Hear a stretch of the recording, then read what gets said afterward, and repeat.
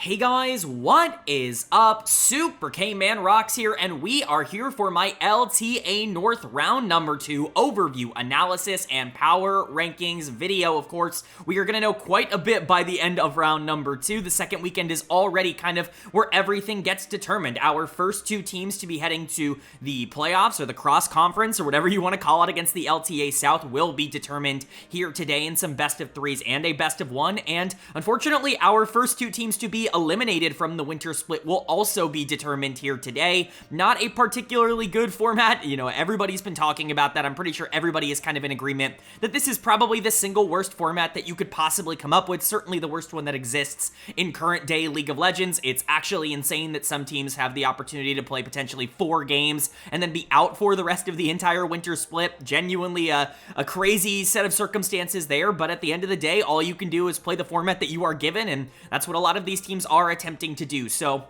we're going to be discussing all of that here today. If you want to know my thoughts on round 1, what happened between all of these teams the first time they stepped onto the Rift in 2025, you can check out the video up in the iCard, but of course, not required viewing. I will be going over most of my thoughts on how I thought these teams played in round number 1 as well in this video. So, without further ado, let's get right into it. If you are new here, what we are going to do is go series by series, talking about the advantages and the disadvantages that each team was able to generate. I'll be giving a player of the series and a dud of the series for each series that we cover, and at the end of the video, I will be giving a player of the week and a dud of the week to tie everything into a nice, neat little bow. By the end, of course, we will also know our first two teams to be done with the LTA North, not having to play any more domestic games and just going on to the cross-conference. And then, of course, in the opposite direction, like I said earlier on in the video, we are going to know our first two teams eliminated. So why don't we jump into that right now? Why don't we kick off the video and, kick off round number 2 here, or the second weekend, with our elimination series. These are the 4 teams that ended up losing best of 3s in round number 1, now going up against each other to see who can survive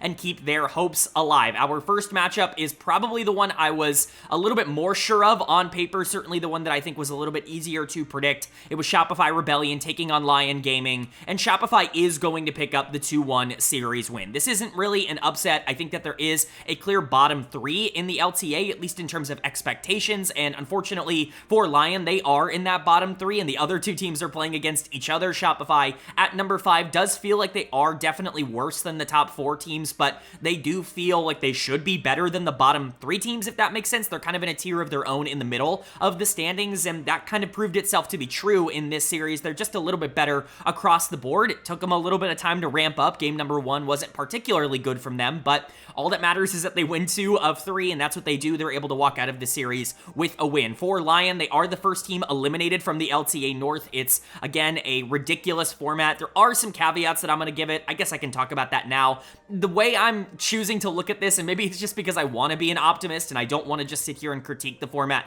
over and over and over again. I did enough of that last week. I'll do more of it as we go throughout the video, but just to give it some credence, the way that I'm going to treat it in at least this section is that it's a preseason tournament. It's very similar to the preseason tournament, whatever it was, like the kickoff tournament that the LCS did many years ago, where it's basically just these teams getting their feet wet for the spring split. Now, is that too optimistic? Probably. Like, that is definitely probably a little bit too much, like, looking on the bright side, and that's not really the intention of this format. It was supposed to be a lot more competitive and yada, yada, yada, but that's really the only positive I think you could theoretically take away from this, is if you look at the winter split as essentially the preseason, and this not even being like an actual regular season part of the year. That doesn't really track because there is an international tournament, and other leagues actually get championship points from how they finish in winter, and so it doesn't necessarily track that this is preseason, but it's really the only way that I could possibly try to save face, because Lyon played 5 games and now are done for winter. They won't play again for like a month until spring split, maybe even longer than that, like 2 months. It's actually insane, the break that they're going to have. But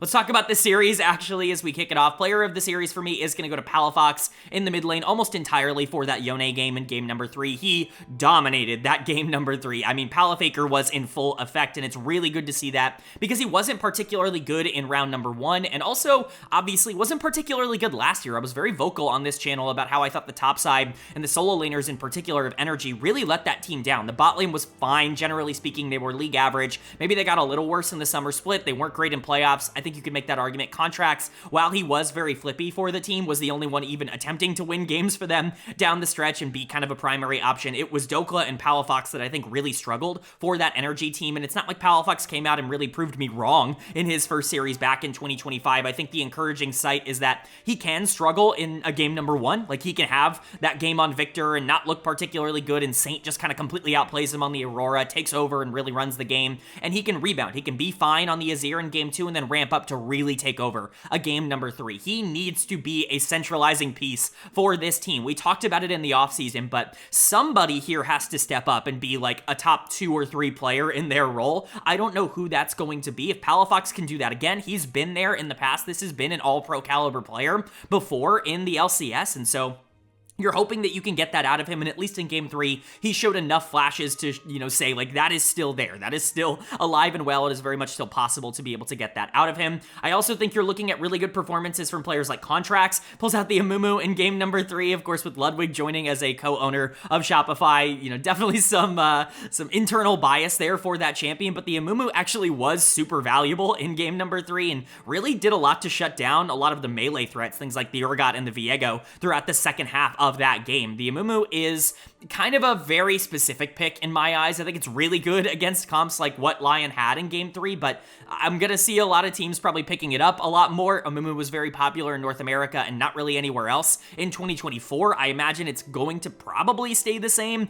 I'm just not as much of a fan of the champion. I think he is a lot squishier than maybe a lot of the other like hyper tanks like the Sedge or the Maokai, but Contracts has always looked a lot better on these engaged tanks, these facilitators coming out of the jungle. That plus Ivern have always been kind of the big positives for him, so certainly do not mind it here. I think Fudge was much better than he was in the first series. He really struggled with being able to like show any respect to FlyQuest, and I think he was just better than Licorice in this series, which definitely helps. Bvoy was fine. Zazel is still in. Seos is not going to be playing, it doesn't seem like, in the winter split. Obviously, we'll see what this team looks like when they actually do get their support in, but overall, this was an expected win for Shopify. You're not really shocked or surprised by the fact that they're able to beat Lyon. I think the way that they did it is encouraging. It's just really going to be about what happens when they go up against an actually good team in the LTA. And for Lyon, like, how are they ever supposed to get better? It's actually insane. I know I predicted this team to finish in last. Like, I had them at number 8 in my preseason power rankings, and they are the first team eliminated here, and so theoretically I could be taking a victory lap, but it's not like I feel great about how things ended up going. They played 5 games and then won't get to play again for a couple of months. It's genuinely absurd. Saint was really good in this series, and I think generally if you are looking for positives for Lyon Gaming, their imports have been really good in the 2 series that they lost. Both Saint and Henna were really good in round number 1 against Cloud9. They just didn't really have the firepower to beat a really good Cloud9 team. And then, they were still good here. Saint carried game number 1. Henna was super consistent on the Ezreal, and there just wasn't enough to be able to carry them across the finish line. Like, their weak links were just a little bit too obvious across games 2 and 3 for them to be able to beat a more complete team, I would say, in Shopify. Dud of the series is going to go to Licorice on the top side for me. I think this one is up for debate. I think this could go to any of the 3 other players that aren't Saint or Henna. It could go to Licorice, Odilan, or Lions. I think all of them were kind of bad in this one, or at least not particularly impressive, but Licorice felt the most outclassed in my eyes. That Rumble game in particular in game 2 I thought was truly bad, and again, the Urgot was pretty useless in game number 3, mostly because the Amumu was just completely taking him out of it. The Nautilus, the Yone, there's so much lockdown on the other side of this that it makes it very difficult for something like an Urgot to be able to take over, and if Licorice is going to play a lot closer to what he was on Dignitas in 2024, rather than, the Golden Guardians version of Licorice, or, the Cloud9 version of Licorice, or anything like that, then this team is not going to be competitive, because jungle support looked like they might be the weakest in the entire league. That was a big reason why I was lower on this team, and again, if topside is also not going to be very good, it's pretty irrelevant whether or not Saint and Henna are playing well, because they're not, like, breaking the game open. Saint is really good, and I do see now why a lot of people were more excited than I was in the offseason. I think he is showing traits that translate well specifically to the LTA, like as a carry and as somebody who can be a primary option for this team, but Henna continues to just be kind of a nothing burger on the bottom side. His mechanics are really good, and he is winning. Like, I'm not trying to be super negative on him, but he doesn't have that killer instinct. He's not the kind of player that's going to come in and just take over the league.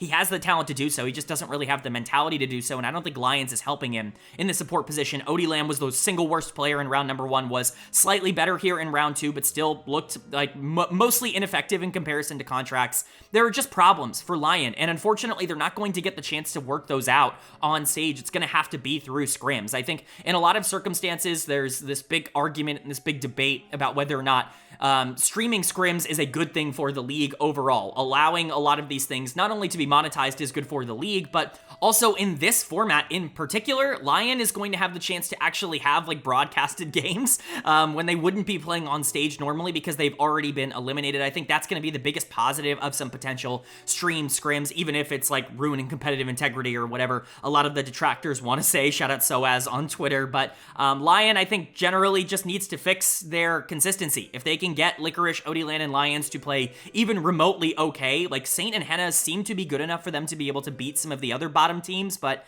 they had the toughest schedule here in the winter split, and that means they're already out. And for Shopify, we'll see if they can, continue to move on. It does feel like they are like leaps and bounds worse than the like best teams in the league, the top 4 that really feel like they've cemented themselves, but they definitely feel better than the bottom 3, even with Lyon performing relatively fine, and I think that was showcased here. Contracts and Palafox are going to have better synergy than they had in 2024, getting a lot closer to that 2023 version of them. That's huge because B-Boy is a good player. I think Fudge is a good player. You have talent on this team. You just need players to step up and be primary options and hard carries for this team, which they were here.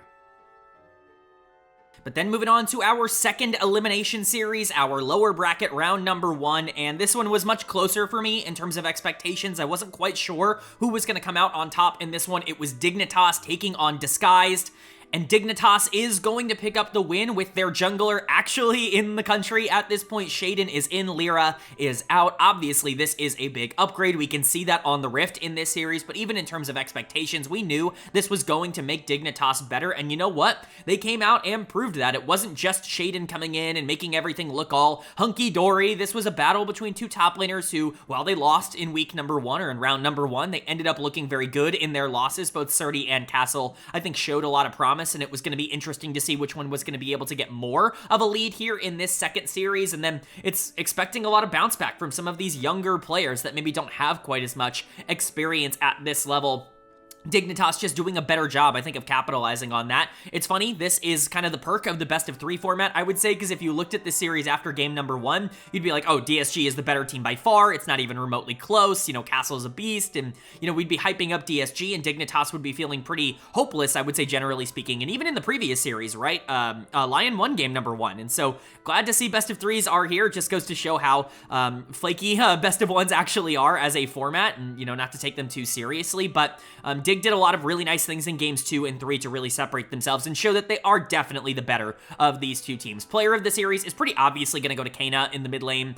This guy was awesome in game number 3 in particular on the Sylas. He wasn't bad at all on the Aurora in game number 2. I think both of those games you can look at and call him kind of the main character if you really want to do that, but specifically that Sylas game in game number 3. DSG, a lot of people are going to criticize their draft, that Lee Sin in the jungle with really nobody to kick, that Blitzcrank with nobody to hook. It's definitely not an ideal draft for Disguised in game number 3, but I think a lot of that still had to come down to Sylas, being able to execute a lot of the things that he wanted to execute on, being able to steal things like Maokai ult, being able to steal things like Yone ult to be able to get himself in there. Like, there are a lot of opportunities, but you still have to go out there and play the game well, and Kana did exactly that. I thought he really was very, very good in this one.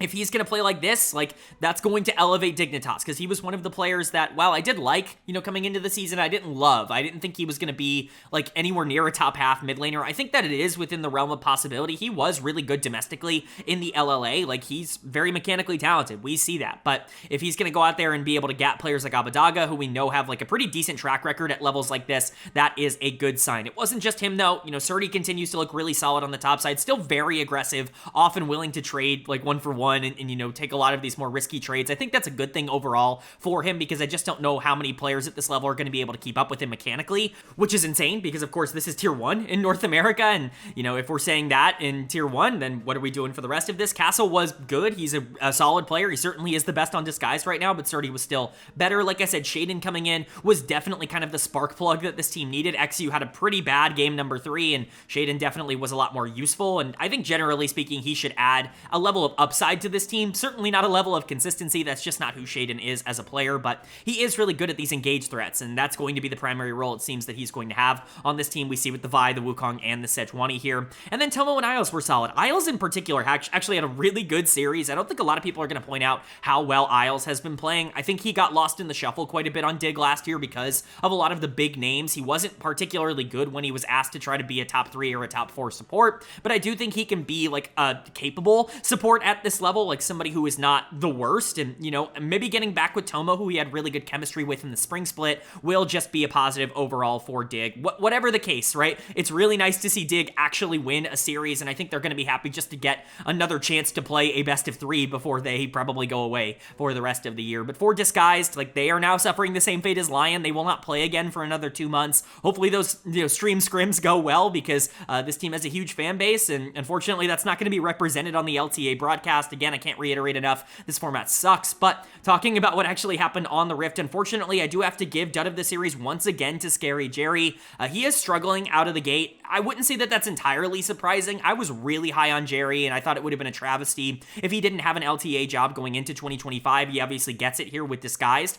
He showed so many good traits, mechanically speaking, and from a mental perspective especially, in Tier 2 last year, that I felt like he could make that transition and be fine year number 1. But we have to remember, this is a guy who wasn't exactly tearing things up from day 1 in Tier 2. He wasn't even really doing that from day 1 in Tier 3 either. It always takes him some time to develop. His biggest asset as a player, and the biggest reason that I felt he was like a no-brainer to bring on to an LTA team, is because he has just grown and evolved and gotten better every year, year over year over year. Like, that work ethic is like his biggest asset as a player, and obviously that's a really good thing that gives me confidence that by the end of the year he should theoretically be a lot better than he is right now. The problem is that his floor is kind of low, and it does take him some time to get used to these new levels and to get used to playing against a lot of this new type of competition. That really is the case right now, where it feels like his mechanics just aren't translating in the same way as they did in Tier 2. He's missing out on a lot of more aggressive plays that he would have made last year, and I don't know if it's just a lack of confidence or if these plays just aren't possible for him on the champions that he's picking at the current moment, but it really has not been a great debut. Also, you got to point out XU, that Lee Sin in game number 3 was tragically bad. It just was not useful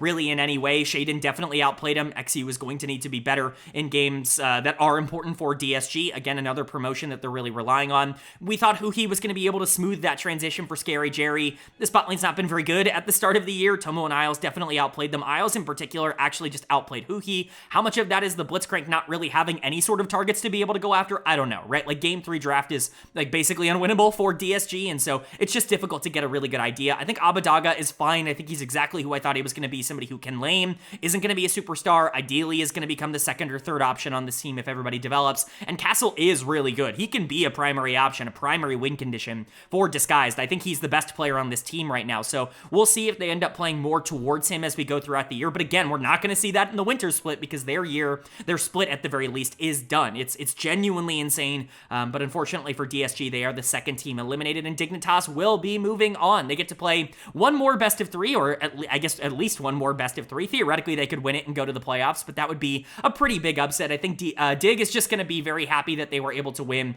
one of them. They have proven that they are probably the best of the bottom 3 teams right now, which is about as good as you could possibly ask for from day 1. But now that we are out of the lower side of the bracket, it's time to move on to our qualifying series. We know our first 2 teams eliminated, which will be the first 2 teams that qualify for the playoffs, for the cross-conference to go up against the LTA South for a chance to go to first stand. Our first best of 3, certainly one that I thought was supposed to be obvious on paper, where I thought the outcome was pretty predictable. It was Team Liquid taking on 100 Thieves. But the upset happens. 100 Thieves is going to pull off the win here in the best of 3. They're going to win 2-1, and they will be moving on to the playoffs over Team Liquid, at least for now. TL is not eliminated. They're going to go down to the lower bracket and play, one more best of 3 to see if they can get in. But 100 Thieves looked so freaking good in this series. And you know what? Us Quid believers, we're eating right now. It's looking real good for those of us who have been on the Quid bandwagon for the last year or so, because this guy is popping off. Like, he might be the best player in the league. Like, it's certainly up for debate.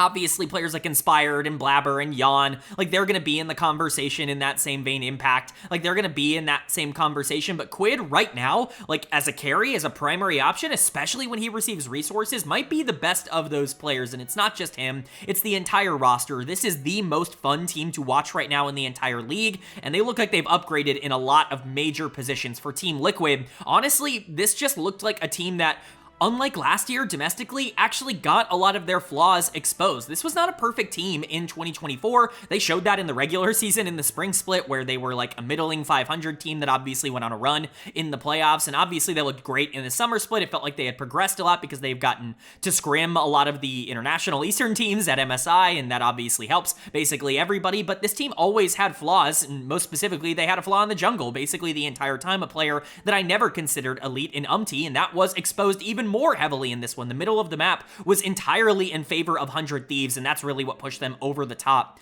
in this series. So let's go ahead and talk about it. Quid is obviously player of the series. Like, you don't need me to tell you that. This guy absolutely popped off. Like, Victor in game 3, the Jason game number 1. This dude was unbelievably good throughout this entire series, completely gapped APA on the other side. These were my number 1 and number 2 mid laners going into the split. Quid obviously at number 1, and it kind of played out like that. As good as APA is, like, he's not Quid in terms of the mechanics that he's been showing at this level, and that's why I think it was very clear to me that Quid was the best mid laner coming into the year, is because mechanically speaking, I just don't think there are other players in North America that have both shown the consistency to be able to win at this level and, you know, actually be a primary option and also have like the mechanical ceiling that Quid has. It's genuinely insane. And so, you know, props to Quid. He really was excellent. He really was the number 1 option, as he was for most of last year for this team. But it wasn't just him. This bot lane is super improved. FBI looks like $1 million right now. You know, I've been an FBI lover for quite a long time on this channel. I actually got a ton of flame, not this year, but like the last like couple of years. Like, go back in the preseason in 2024, preseason 2023. These are years where I ranked FBI as a top 2 or a top 3 AD carry, and that didn't really seem to be popular opinion in most of those years. For the most part, that's aged really well, and it aged well at the time, and, you know, obviously I stuck to my guns, but I was a little bit more concerned with what we were going to see out of this bot lane from day number 1, just because I wasn't sure what Ayla was going to offer. Not, again, because I hated Ayla. I am an Ayla defender as well. Everybody was tearing him down because of his world championships, but I was reminding people just how good he was in the playoffs. He basically, I'm not going to say he single-handedly beat Cloud9, but he was the most important player in their series win over Cloud9 to get them to Worlds in the first place, and seeing these two have great chemistry, these two country mates be able to come together and both play really excellent, like, that's going to completely unlock what 100 Thieves want to do. FBI has been one of the best AD carries in the region so far. He was awesome in round 1, was the player of the series for their round 1 win, and Ayla was incredible in this series. I think the scoreline doesn't even do him justice. He really was exceptionally good. He was just better than Core JJ on the other side of this matchup, and it wasn't Core playing bad. Ayla just really was excellent. It's really awesome to see this bot lane have such good chemistry together. Quid was great. River did a really good job of facilitating. He definitely was the better jungler of these two. Still isn't quite like a star on this team, but does all of the little things really well. And Sniper, I think, has leveled up his consistency back to where it was in the spring split of 2024. Obviously, he took that major dip, at least in my opinion, in summer, where he was truly awful at the back half of summer, going into playoffs, wasn't good at Worlds. Like, it felt like he was going in the wrong direction in terms of his confidence. I think with the rest of this team drawing so much pressure, it allows him to just have a much more diminished role, which is a good thing for his development. I think it gets him more comfortable playing at this level, playing a lot of tanks, things like Ornn and Cassante. I think it does end up working out for this team. But Quid is like an MVP guy. Like, he won the MVP last year. This is a player that we know can perform at an incredibly high level. He is the number 1 option for this team. And now that he actually does have complementary pieces, like, who knows what the ceiling for 100 Thieves is. They're going to the playoffs, and so I guess we will see. But for Liquid on the other side, like, again, their flaws were just kind of exposed in this one. I do think they had 4 players who performed really well last year in Impact, APA, Yawn, and Core JJ. But jungle was always something that I was concerned about, and honestly, it did hold them back in pivotal moments. It's the reason they lost finals last year. It was, you know, a huge problem for them, I would say, in the spring regular season when they were basically just a 500 team. I know that people love Umpty. I know that people love the General. I know that people just love Bro as an organization, and so when they brought him over, like, they expected a lot of good things. The LCK fans unrealistically hyped him up to be this unbelievable player. Even then, when I was doing my LCK reviews in 2022 and 2023, I was really pushing back on on the hype because this was a guy who would pop off 5 times a year and then look bad for every other game. And unfortunately, it's kind of been exactly that in the LTA. My analysis on him has really stood, and he's just not like a top 2 or a top 3 jungler. Like, he's not even remotely in that conversation. And so when you get to series like this where you have like an MVP player on the other side, a bot lane that's doing really well, he can kind of get exposed, and that's what happened. He's gonna get done of the series. He was running it in this series, and honestly, like, my negative take is that I just don't think it's going to get better here. I think a big reason why he looked fine for a majority of last year is just because every lane was winning individually. Bot lane had like a 50 CS lead, a 500 gold lead every single game by themselves. Impact was dominating on the top side and being really efficient in the mid game. APA was consistently winning 5v5 team fights. Didn't really have to do all that much for the team, and so a lot of his flaws didn't necessarily get exposed because a lot of resources against Team Liquid were going into other facets. But now, if the league has caught up, right, if FBI and Ayla can go toe-to-toe with Lyon and Core, if Quid can, actually just win lane straight up against a late game player in APA, if Sniper is going to be able to survive weak side top, Umti's going to have to do more, and that's a role that I just don't know if he's going to be able to fill quite as well as a lot of the other junglers in the league, especially a lot of the other top junglers in the league. And so we'll have to see. Again, maybe this feels too negative for Umti because it wasn't just him, right? Like, APA got outplayed here. Quid was significantly better than APA, and that is a bit of a concern because the floor for APA felt high because his mental is really good and his team fighting is really good. And so you would imagine that game in and game out, especially against mediocre teams, he's just always going to perform well. But he doesn't have like this ridiculous mechanical ceiling in the same way that players like Quid do. And so if they are going to level up and reach that ceiling, APA is probably not going to be able to catch up. High floor, low ceiling type of trajectory. And as much as I love Jan, and I do think he is the best player on this team right now, Core, I think, has been playing really well. Like, this bot lane was fine. They weren't even better than FBI and Ayla, who also were excellent. If the other bot lanes are going to at least be neutral against Team Liquid, they're starting to lose their identity of being this super early game focused team that's just able to win off of their hands alone. They're going to need to develop other ways to work. They're going to have a chance next week, but they're one best of 3 away from missing the playoffs, which would be an absolute disaster. And then for 100 Thieves on the other side, they've made the playoffs, they've made the cross conference. They're going to play a best of 1 later on this day and later on in this video to determine whether they're the number 1 or number 2 seed. But regardless of whether they're 1 or 2, like, that's already an overperformance. This was like the clear cut number 3 or number 4 team going into the split in everybody's power rankings. And so to see them perform this way against a team like Team Liquid, to see them level up basically across the board, again, it's about as encouraging as you could possibly ask for. But then moving on to our second qualification series and our final best of 3 of the video, it's yet another upset here, certainly one I was not expecting. FlyQuest taking on Cloud9, and Cloud9 is going to pick up the 2-1 series win. They are going to be moving on to take on 100 Thieves in a best of 1 later on in this video, later on in the day, basically right after they played this, in order to see who is going to be going to the cross conference, the playoffs, as the number 1 seed representing the LTA North out of the quote-unquote regular season. But this is such a gigantic win for Cloud9. One thing I do want to point out that I think is actually really important to talk about when it comes to how this format has ended up, going, and just how this weekend went. All 4 series, I should say, went all 3 games. All 4 best of 3s went the max distance, and 3 of those 4 had the loser winning game number 1. And so it's definitely one of those things where it really makes you question best of 1 formats and just how realistic and how telling those things are when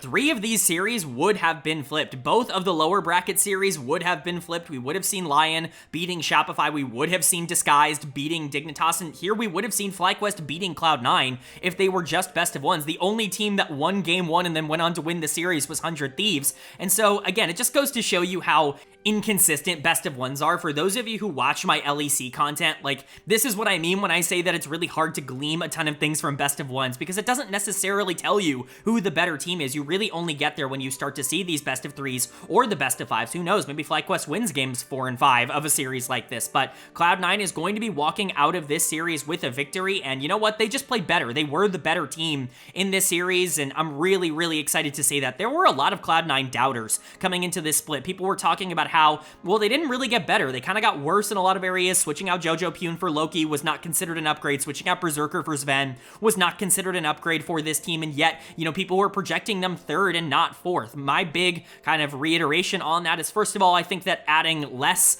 prominent main characters to this team might actually be a good thing. Sven, not necessarily a main character as an AD carry. He's perfectly fine to play weak side and play for team fights. Loki, certainly not quite the main character in terms of playstyle that Jojo Pune was. It allows more resources for players like Blabber to be able to take back and allow him to get back into the group, for Thanatos to be able to play with. I think just spreading out a lot of the resources on this team was just generally, kind of dragging Cloud9 down. You had a lot of mouths to feed last year, and not a lot of them were getting fed, and so, that I think was something that hurt them. But I also wanted to remind people that this was a team that only lost one game or one series in the regular season in summer, and then got upset by 100 Thieves in one best of 5 in the playoffs. This was probably the third best team last year. They probably were better than 100 Thieves last year. They just lost the one series that actually really mattered for Worlds qualification, which was pretty unfortunate, but they were definitely better than 100 Thieves throughout the regular season and throughout a lot of the other showcases. They just couldn't get it done in one best of 5, and so I had faith that Cloud9 was going to bounce back, but even I didn't have faith that they were going to be able to pull this off. For FlyQuest on the other side, this team is a little bit frustrating in the sense that they are kind of flippy because their players are so aggressive, and you're going to run into situations where some of them just get caught in situations they shouldn't be in. This isn't a perfect team.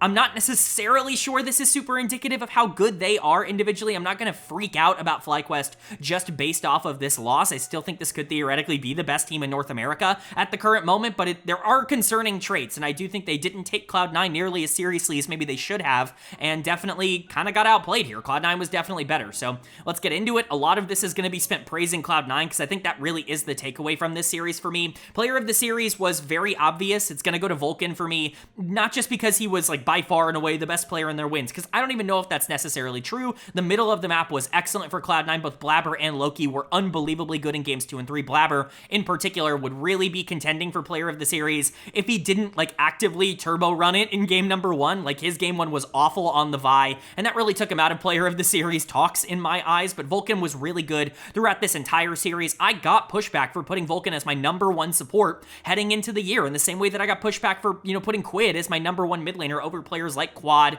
and APA that I think had higher reputations, but people just didn't remember how good Vulcan was last year, I think, or at least in the summer split, right? Things weren't going super well in spring. He had a lot of questionable moments. Realistically, he was not trending in the right direction. The FlyQuest years hadn't looked great. The last split or so on Evil Geniuses wasn't great. It hadn't necessarily felt like he had been in elite support in 2.5 years, and so I understand why there had been, some reservations about Vulcan being potentially the number 1 support in North America, but go watch those summer regular season series. He was arguably the best player on Cloud9 for large sections of last year. Certainly one of the most important, and I don't think he got the credit for that, and especially with Sven coming back. These two always had really good chemistry when they were playing together in 2022, and before that, I expected this bot lane to be really good, but even I didn't expect them to come out and just be better than a bot lane like Masu and Busio that were, the number 2 bot lane pretty clearly in North America last year. So credit to Vulcan, that Bard game was hot. That was fun.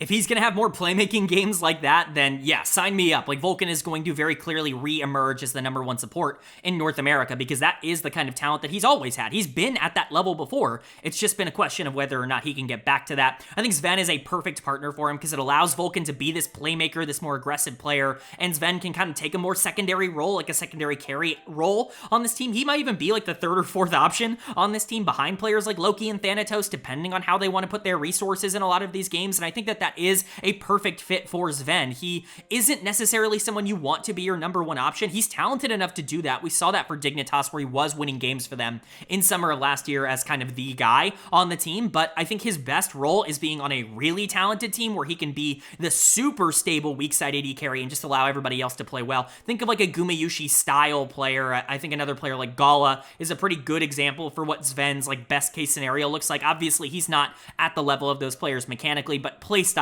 wise, I just kind of want to, put them in sort of a playstyle bucket. I hope that makes sense. But these two work off of each other really well, and they were awesome here. Loki looked really good in the mid lane, was definitely better than Quad down the stretch here. The Talia looked excellent. Blabber was unreal on the Sejuani and the Wukong. The Wukong in particular in game 3, I mean, dude, absolutely dominated. He just mega gapped Inspired. It wasn't even really all that close, and it's not like Inspired played all that bad, and especially in comparison to some of the other players on the team. I think Inspired was generally fine, but Blabber really just came out and said, everybody was saying that Inspired had usurped me and, taken that number one spot, not only in the jungle, but in terms of all of the players in the LTA. Well, no, I'm still the GOAT, right? Like, I'm still the best jungler that this region has ever seen. And, he really cemented that in games 2 and 3 where he was excellent. Thanatos is really mechanically talented, and he was on weak side here, but he was better than Bwipo, and they put a lot of resources into shutting down the Urgot in the back half of game number 3, and Thanatos was a big reason for that. Cloud9 just clicking, everybody working here. Blabber is the number one option on this team again, and all of a sudden, Cloud9 feel like they have a real identity, with him as an engaged threat, being the one to create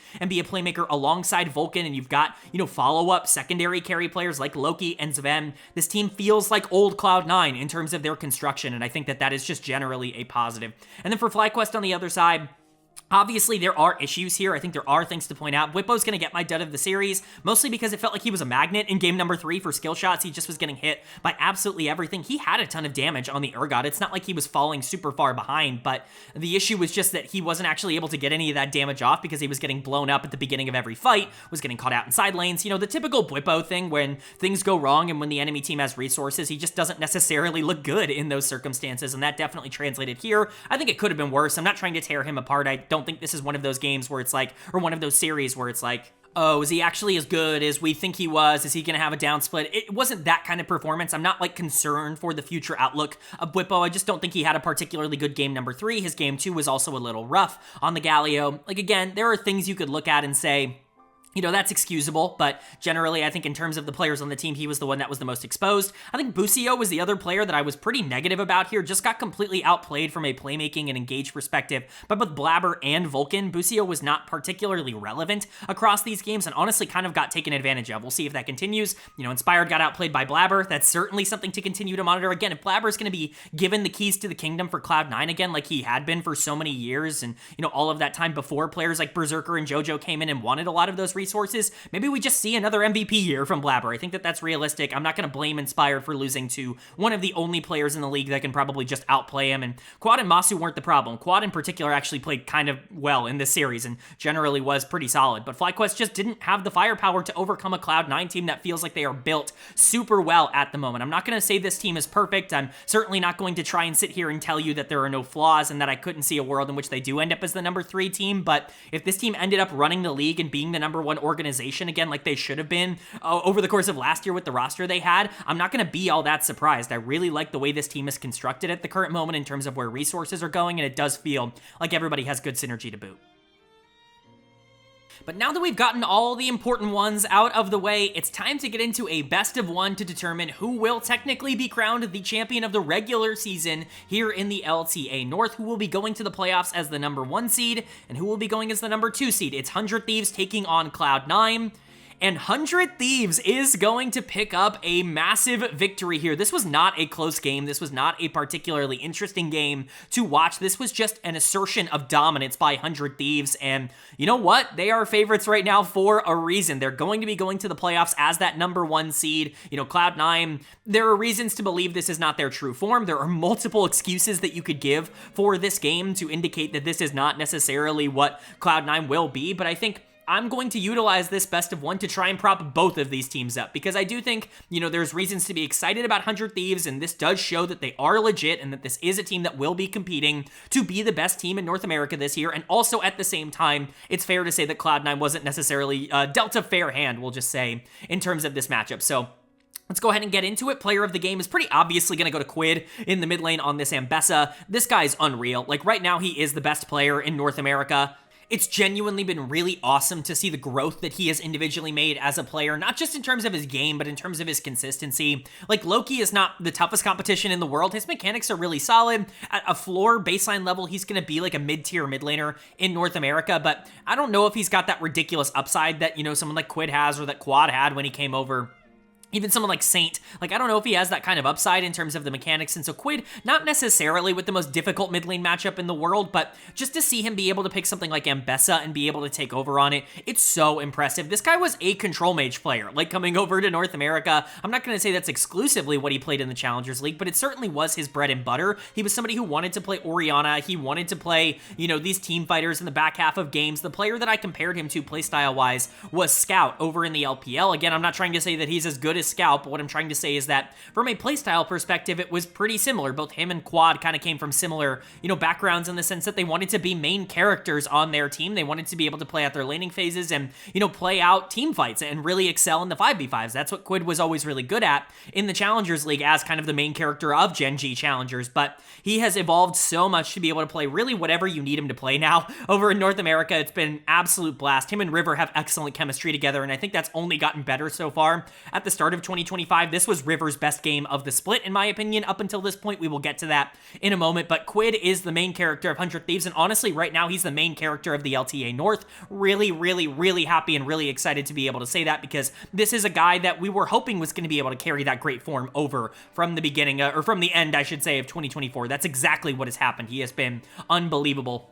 Like I said, River was also excellent here. Blabber had just come off of a fantastic last 2 games against FlyQuest, and River just comes out and just outplays him on the Zyra into the Sejuani. Blabber wasn't really all that bad in this game, but River was super active, was very much able to play alongside the Ambessa and the Jax and the Poppy and utilize a lot of their tools to be able to just do a lot of damage and control basically every objective in the game. Really great stuff for River, in my opinion, his most impressive game of the split. Up until this point, like I said, this bot lane going deathless, they're genuinely phenomenal. Sven and Vulcan are a really good bot lane, and FBI and Ayla just completely outplayed them here. They might be the best bot lane in North America right now in terms of their production. FBI looks like a gigantic upgrade in the bot lane, and this was already over a player in Tomo who was an upgrade to Meech, and so FBI just continuing to climb up that ladder. He's making a case to get himself back into the top 280 carries in North America, and Ayla is really, really starting to figure it out. Ayla's always been a really good player. This is something I want to say about Ayla. He was thrust into a really tough position as a top prospect, going to FlyQuest midway through the split. He had barely any time to be able to scrim with the rest of that team, and he was asked to be the primary shot caller for them from day one. It didn't work out. Winsome had to come back in. He goes to an Evil Geniuses team that drastically overperforms and actually does really well. He comes over here to 100 Thieves and gets to play with someone like Meech, who is basically weak side every single game, and then Tomo comes in and the bot lane gets infinitely better.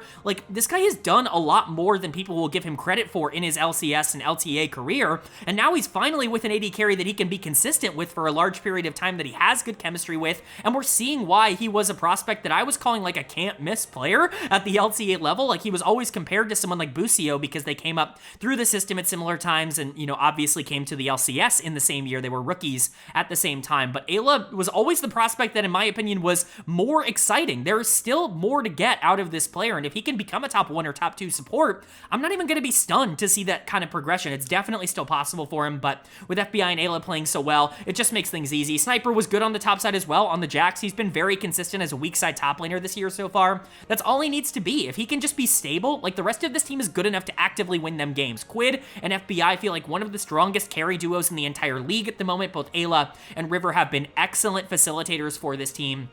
And Sniper's been really good on the top side. There is a reason this team is going to playoffs as the #1 seed. They very much have earned it across their, 2 series and 1 best of 1 so far this year. And then for Cloud9, I do want to give them some excuses because honestly, I think it's fair to give them some excuses. First of all, the most obvious one, this is just a best of 1. I already talked about it in today's video. 3 of the 4 best of 3s that we covered had the loser winning game 1 in the series. And so, including Cloud9, right? Cloud9 lost game #1, went on to win games 2 and 3. And so, it's perfectly realistic to look at one game for Cloud9 and say, it's not really all that indicative of where I think this team could end up landing. I think that that's a very real thing to say when it comes to best of 1s, but also at the same time, you're looking at a team that just played 3 games right before this. 100 Thieves at least got a 2.5, 3 hour long break in the middle of that. Cloud9 had to go from a best of 3 against FlyQuest to immediately playing a best of 1 against 100 Thieves.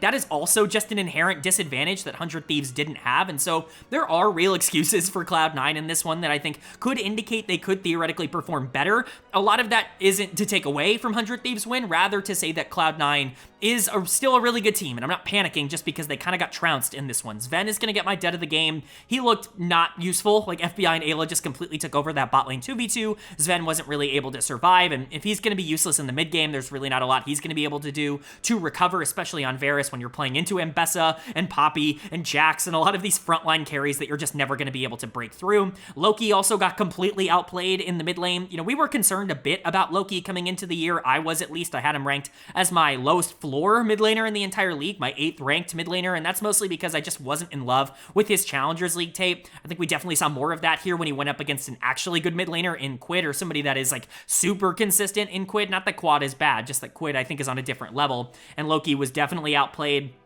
Blabber didn't really have a lot of lanes to go to. Thanatos was generally fine on the top side on the Renekton, but overall, Cloud9 just got outplayed. Again, I want to give them some excuses because I do think that they deserve them, and I think they could perform better now that they're getting a little bit of time to prep and go into this cross-conference. I still think they could be the team that represents North America at first stand and represents the Americas in general at first stand, but 100 Thieves right now have to be looked at as the favorites. They have passed every single test that they have been given. They've overperformed in every notable way, and right now, Quid might be the single best player in the entire region. There is so much to like about 100 Thieves and how they have started the year, and it's overperformed any expectations that basically anybody could have had.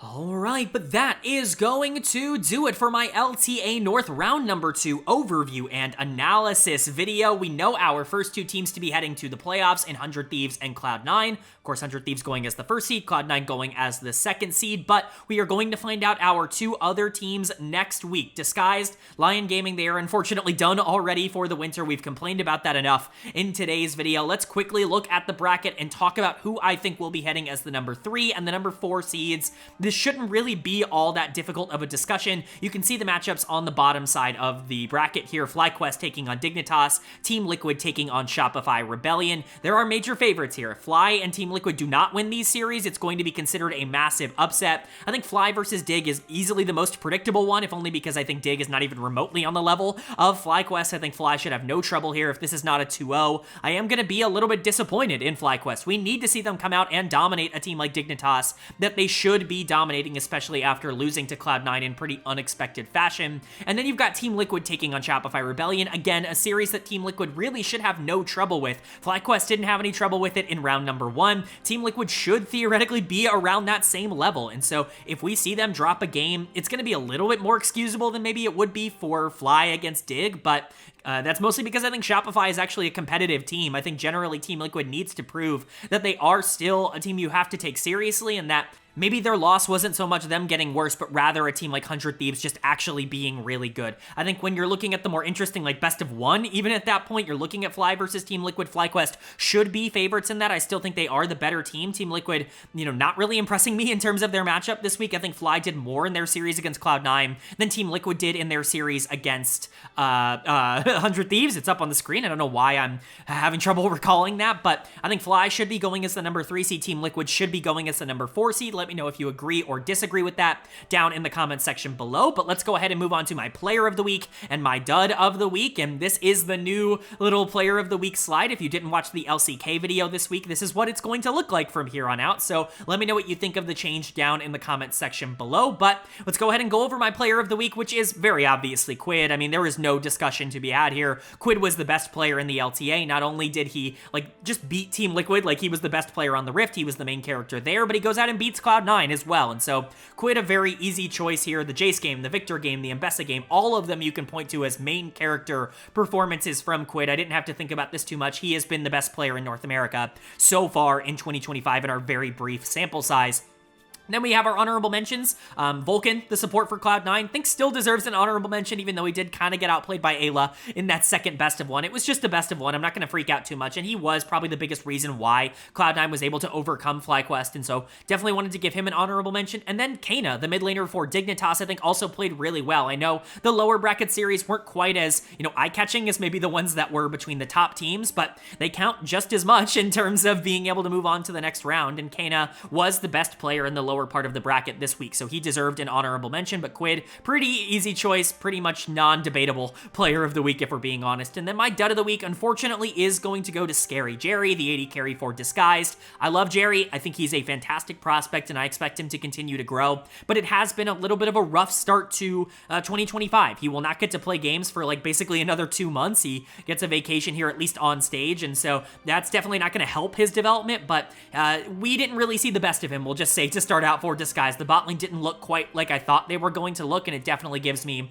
a little bit of reservation about what Disguise can be moving forward, but hopefully we can see more development out of him. Again, it's a very small sample size for all of these teams at the beginning of the year. Just because he's dud of the week in round 2 and 1 best of 3 does not mean he's going to be a problem for the rest of the year. I still have high expectations for Jerry, but he is going to be dud of the week here for round 2, and Quid is the obvious choice for player of the week. But that's going to do it. I do hope you guys enjoyed. If you did, leave a like. It really does mean a lot to me. It lets me know you guys are enjoying the content, and it does help get this video out to a lot more people, which I'm always very appreciative of. If you're new here, hit the subscribe button. Of course, we'll be covering the rest of the LTA North playoffs, and we'll be covering like the actual cross-conference stuff with the LTA South. First Stand is coming up around the corner, but we also cover all 3 of the other major regions as well. LEC and LCK videos went out earlier this week. You can check those out, and the LPL is back very shortly, so get ready for that kind of content as well. If you're interested in any of that, hit subscribe and hit that bell so you can be notified when those videos do go live. But of course, with all that being said, I hope you all are having a great day. I hope you continue to have a great day,